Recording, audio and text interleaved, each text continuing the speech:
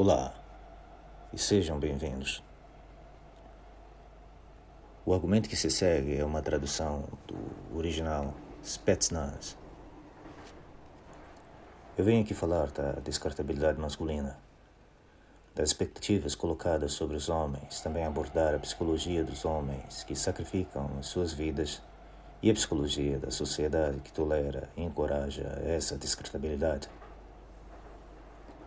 Há alguns anos atrás, um homem chamado Austin Hemmings foi esfaqueado até a morte na minha cidade. Eu estava a viver no estrangeiro na altura, mas o acontecimento ressoou em mim. Ele era um homem de família, ele tinha filhos e uma esposa. Trabalhava num trabalho comum. Ele pesava no máximo 72 quilos. Nunca esteve numa briga em toda a sua vida. Naquele dia, ele tomou a atitude de intervir em defesa de uma mulher que estava a discutir com outro homem. Ele nunca tinha visto aquela mulher antes. Ele apenas estava indo para casa depois de um dia de trabalho no escritório, quando aquela mulher lhe chamou, pedindo ajuda. O outro homem não estava a agredir, mas estava muito irritado e notava-se muito bem o seu estado. Ele estava a confrontar. Então, Austin colocou-se no meio dos dois. Quando questionou o que está a acontecer aqui, o outro homem respondeu: "Não te interessa, some daqui." Eles começaram a discutir. Depois de um minuto de discussão, o homem puxou de uma faca, no que Austin colocou a mulher para o lado e disse: "Corra."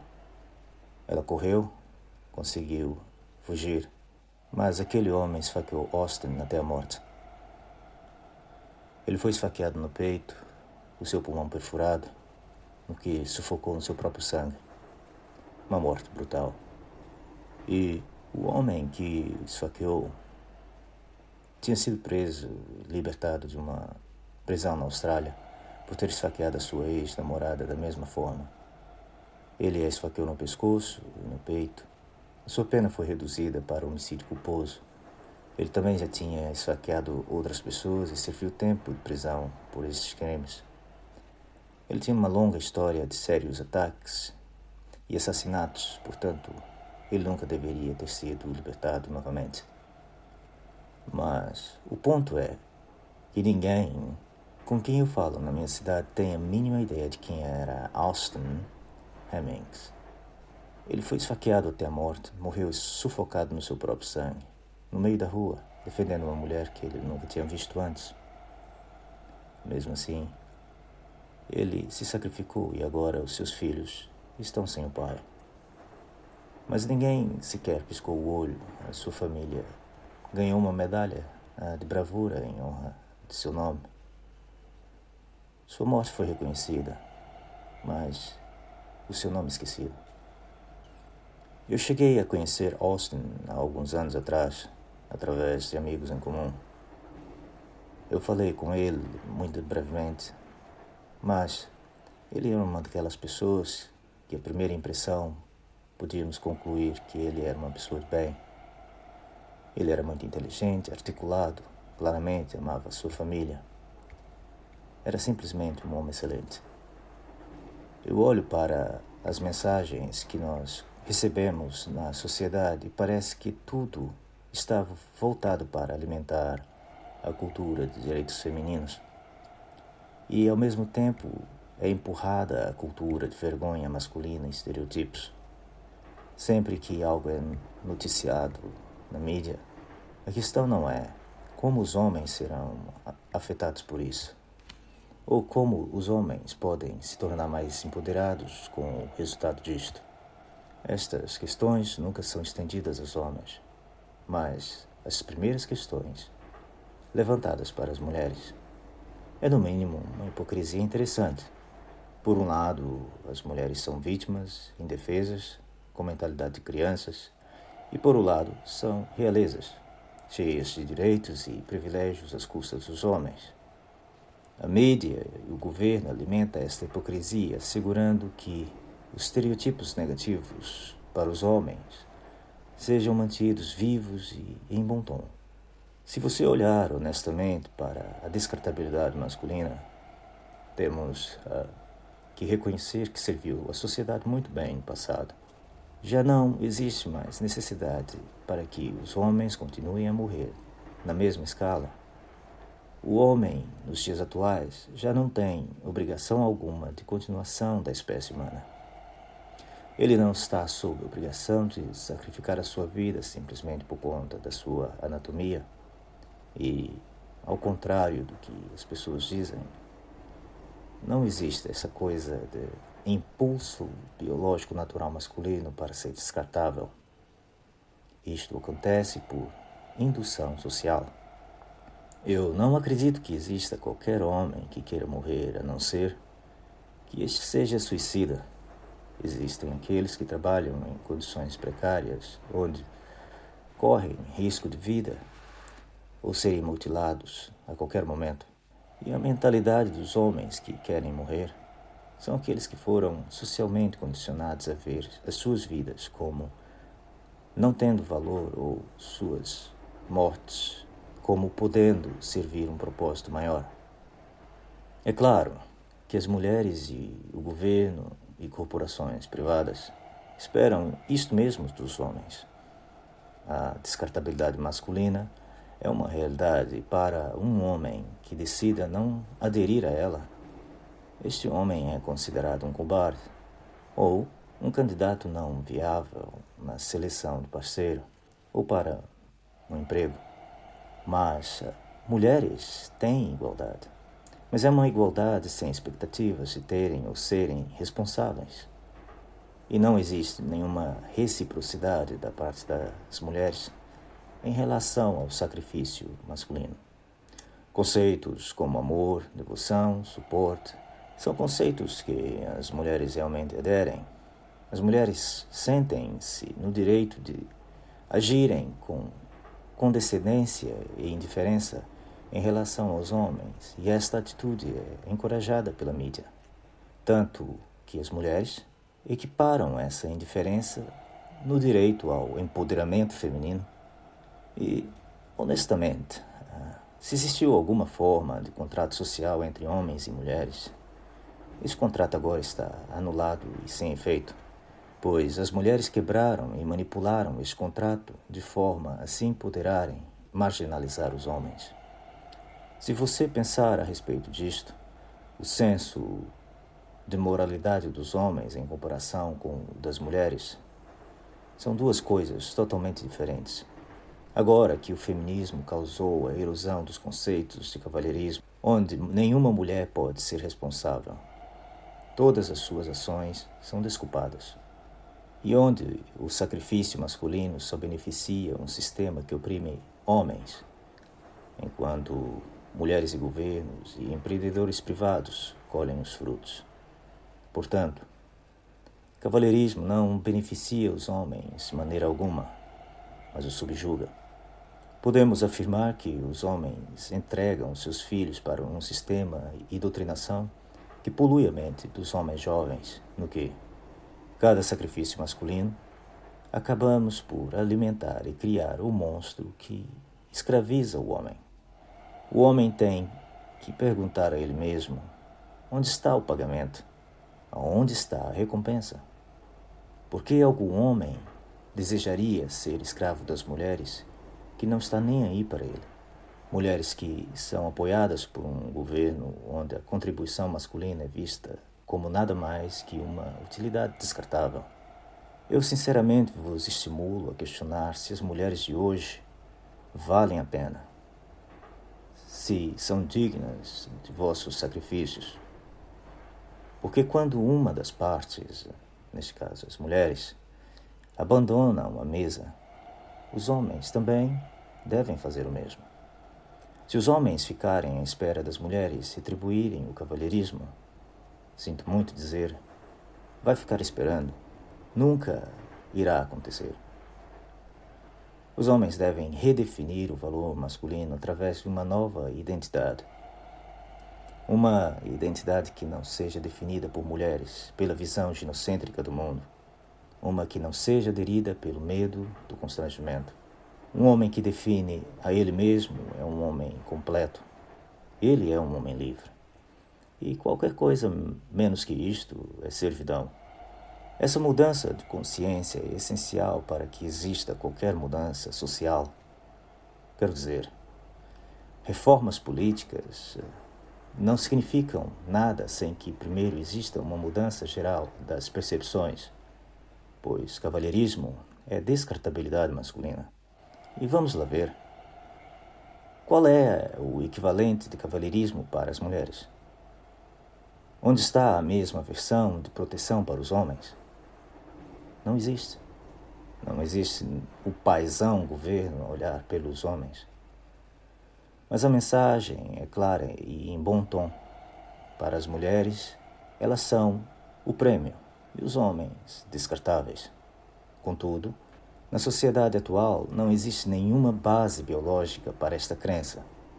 Cavalheirismo é o homem amarrado em cordões e as mulheres no governo, como os mestres do ventrílogo. E é claro que nós ouvimos o argumento de que mulheres não são fisicamente fortes como os homens são. Então, os homens devem ser os primeiros a sacrificarem suas vidas para ou em proteção das mulheres. No entanto, Austin Hemmings pesava apenas 72 quilos. Ele sabia pela raiva daquele homem com a faca e com o tamanho do seu físico, ele não poderia ganhar aquela luta. Mas, mesmo assim, ele decidiu intervir sem hesitação. E aí vemos que o tamanho físico já não foi nenhum problema. A maioria das mulheres nunca fariam isto por nenhum homem. Elas foram acondicionadas para nunca o fazer. Então, qual é a mensagem que os homens ouvem desta condição? É aquela ideia de que um homem sacrifica-se por uma mulher. Não interessa quem ela seja ou o que ela fez, ou a maneira como ela o vê. Aquela ideia de que ele deve se ver como menos valor do que a mulher. Para falar a verdade, é esperado do homem que ele tome conta de todo mundo e também dele mesmo. E o homem que não o faça, já sabemos, não é homem de verdade. E, por sua vez, não é digno nem de se ajudar. Mas, sinceramente, quem quer ver um homem sofrer? Não que isto iria deixar as pessoas aborrecidas, mas eu penso que faria com que elas fizessem de conta que tal coisa não existisse.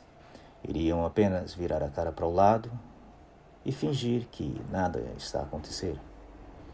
Existe uma definitiva referência para os homens, e aqueles que não abracem os estereotipos impostos à masculinidade, aqueles que não se prostrarem perante as mulheres, estes são vistos como homens não viáveis. Passam a mensagem de que eles não conseguem uma parceira para transar, não conseguem se casar, que não terão filhos, que morrerão sozinhos. Cavalheirismo é controle social. Austin sacrificou a sua vida por conta do acondicionamento social e ele nem sequer hesitou. Mas, se revertêssemos os sexos e uma mulher tivesse se sacrificado por ele, esta mulher seria notícia por todo o mundo. Podemos também imaginar as questões que seriam levantadas por toda a gente. Por que ela fez isso? Por que ela sacrificou a sua vida por um homem? A descartabilidade masculina é reforçada pelo acondicionamento social e prospera somente na base de que o sofrimento masculino não é importante. Então, somos acondicionados a não estar nem aí. Temos que questionar qual o valor do homem.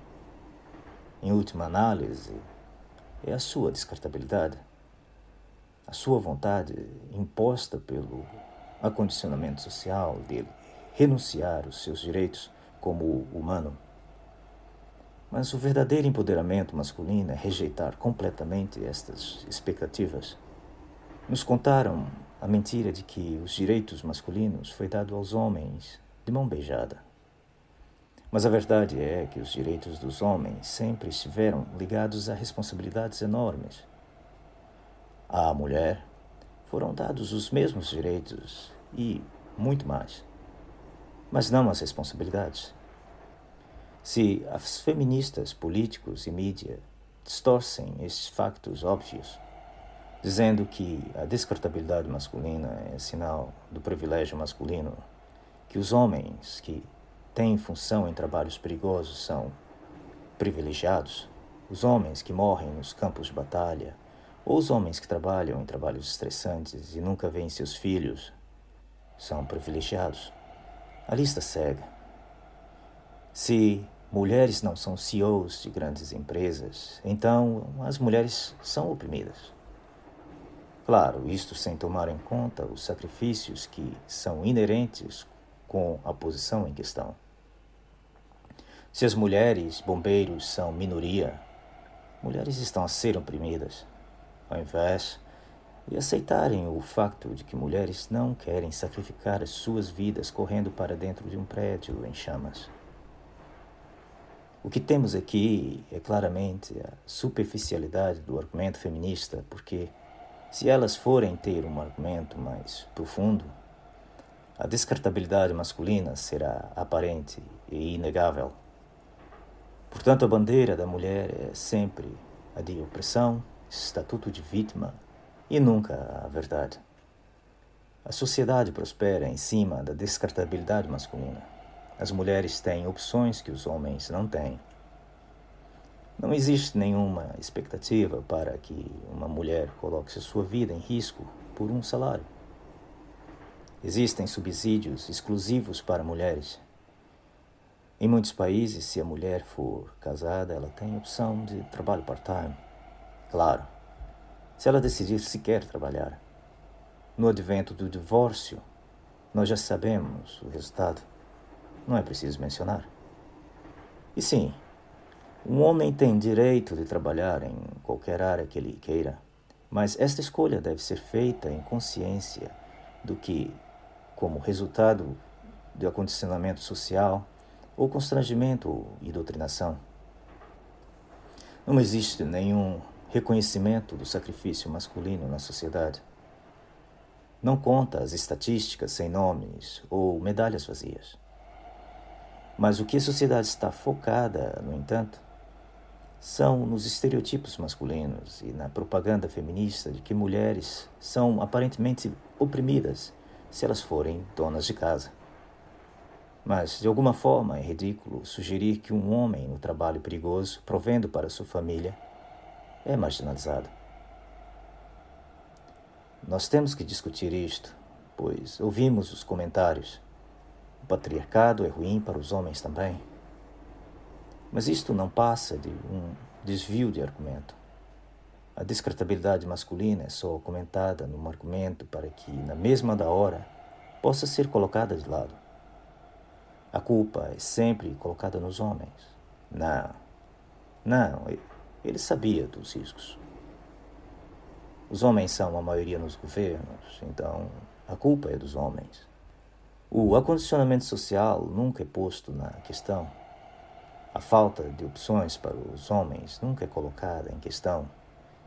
E os homens que morrem, não é só esperado que eles se sacrifiquem, mas, uma vez sacrificados, são eles os culpados e denegridos por isto. Ninguém quer pensar no sem nome, no sem rosto, objeto de utilidade. O fato de que as mulheres têm os homens a fazerem todo o trabalho por elas não é nenhum empecilho para que as mulheres também tenham a sua parte de responsabilidades. Esta crença de que mulheres são inocentes, nunca culpáveis, vítimas de um patriarcado malévolo, é simplesmente ridícula.